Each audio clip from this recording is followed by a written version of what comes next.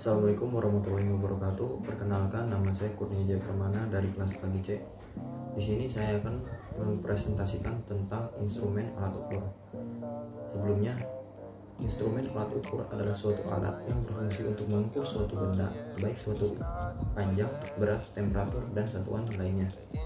Jenis-jenis alat ukur ini wajib diketahui, dimengerti, dan dapat digunakan setiap orang, apalagi untuk mereka yang terjun di dunia teknik. Di sini saya akan membahas tentang barometer. Kita mulai dari sejarah dari barometer. Penemu barometer adalah Evangelista Torricelli, seorang fisikawan dan matematikawan Italia yang hidup pada awal tahun 1600-an. Torricelli adalah seorang ilmuwan muda yang tertarik mempelajari fenomena tekanan udara. Torricelli menggunakan tabung kaca dan air raksa untuk membuat barometer pertama sekitar tahun 1644. Tujuan diciptakannya barometer adalah sebuah alat yang digunakan untuk mengukur tekanan udara. Barometer umumnya digunakan dalam peramalan cuaca, di mana jika tekanan udara tinggi menandakan cuaca yang bersahabat, sedangkan tekanan udara yang rendah menandakan kemungkinan akan terjadinya badai. Alat ukur ini mempunyai beberapa jenis, masing-masing memiliki bagian yang berbeda. Perbedaan tersebut terletak pada jenis alat yang dijadikan sebagai pengukur tekanan suhu. Misalnya pada jenis digital hanya mempunyai bagian yang berupa layar, beberapa tombol, pengisi daya, dan lain-lain. Macam-macam barometer terdiri dari yang pertama adalah air raksa. Jenis dari alat pengukur tekanan suhu ini menggunakan air raksa sebagai petunjuk tekanan. Alat ini mempunyai dua tabung atau kolom merkuri yang berisi air raksa. Cara kerja dari alat ini hanya dengan memperhatikan gerakan air yang terdapat pada kolom merkuri. Jika cuaca buruk seperti badai, kolom merkuri terdapat pada tekanan yang rendah. Sebaliknya, jika kolom merkuri tersebut dalam tekanan tinggi, maka cuaca berada dalam kondisi yang normal. Kemudian yang kedua adalah air atau thermometer God. Alat pengukur tekanan suhu mempunyai bentuk yang sangat unik, menyerupai teko air. Alat ini mempunyai dua buah tabung yang saling berhubung, yaitu tabung besar dan tabung kecil. Pada tabung besar mempunyai sebuah tutup yang sangat rapat, sedangkan ujung tabung kecil berlubang. Yang ketiga adalah barometer jenis aneroid. Alat ini berbentuk analog. Cara kerja alat ini cukup rumit. Alat ini diciptakan pada tahun 1843. Alat ini terdiri dari wadah yang masih ke dalam bentuk logam. Logam tersebut mempunyai ciri khas sangat elastis dan lentur. Nama dari logam tersebut adalah kapsul aneroid. Aneroid sendiri merupakan sebuah logam buatan hasil campuran antara tembaga dan berilium.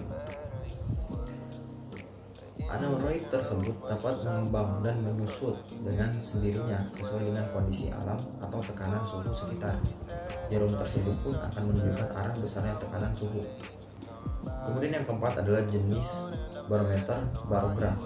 Barograf ini merupakan sebuah alat yang dipergunakan dalam ahli atau badan meteorologi. Alat ini juga suatu cara dalam mempelajari sebuah iklim dengan sangat efektif. Sebab alat ini mempunyai sebuah media yang umumnya berupa kertas yang berfungsi sebagai rekod atau catatan. Hasil dari rekod barograf disebut dengan barogram. Alat ini terdiri dari logam yang berbentuk silinder. Logam ini tersebut mempunyai lengan yang berfungsi sebagai pena. Kemudian yang terakhir adalah barometer digital. Alat ini merupakan jenis terbaru dari barometer. Alat ini memiliki sebuah layar yang menunjukkan besarnya tekanan suatu suhu dengan sangat tepat. Cara menggunakan barometer harus tepat supaya dapat menghasilkan informasi yang tepat. Penggunaan dari alat ini tidak semudah menggunakan termometer, tetapi harus memperhatikan beberapa hal. Sebab jika tidak digunakan dengan tepat akan menghasilkan informasi yang kurang tepat pula. Cara kerja barometer untuk jenis air raksa harus diletakkan pada ketinggian lebih dari 300 meter dan jangan diletakkan di tempat yang cukup tinggi. Kemudian harus mengkalibrasinya terlebih dahulu. Letakkan di ruangan yang kering, tertutup atau terhindar dari sinar matahari dan tidak terdapat pendingin atau penghangat ruangan. Suhu yang terlalu dingin dan panas dapat mempengaruhi kinerja alat ini. Cara kerja barometer ini akan berbunyi secara otomatis jika tekanan air raksa naik. Segera mengecek ketika alat berbunyi. Sedangkan untuk aneroid mempunyai cara kerja yang berbeda dengan jenis air raksa. Bagi yang tinggal di dataran rendah, tidak perlu memperhatikan letak, sebab sebagian besar telah diatur pada tingkat dasar permukaan laut.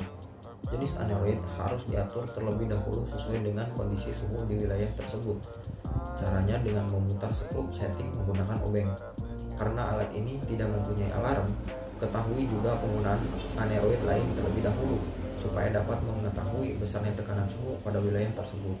Apabila pengaturan aneroid berbeda, akan menghasilkan informasi yang berbeda pula. Cara membaca barometer jenis digital sangatlah mudah, karena terdapat suatu informasi besarnya tekanan suhu dengan tepat.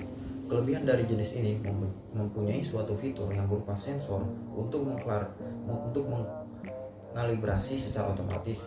Jenis inilah yang sangat efektif digunakan pada daerah pegunungan ataupun bagi penghuni apartemen. Fungsi dari barometer itu tersendiri adalah alat ini mempunyai fungsi yang sangat berguna bagi setiap orang. Sayangnya, fungsi barometer hanya efektif pada beberapa instansi atau jenis pekerjaan tertentu yang sangat membutuhkan perkiraan cuaca. Sedangkan untuk bidang lain sama sekali tidak begitu membutuhkan alat ini. Hal ini disebabkan sama sekali tidak membutuhkan informasi perkiraan cuaca setiap saat. Berikut ini adalah jenis instansi yang membutuhkan perkiraan cuaca. Yang pertama adalah Badan Meteorologi, yang kedua adalah Penerbangan dan Pelayaran, kemudian yang ketiga adalah Pendidikan Meteorologi, kemudian yang keempat adalah Industri Informatika.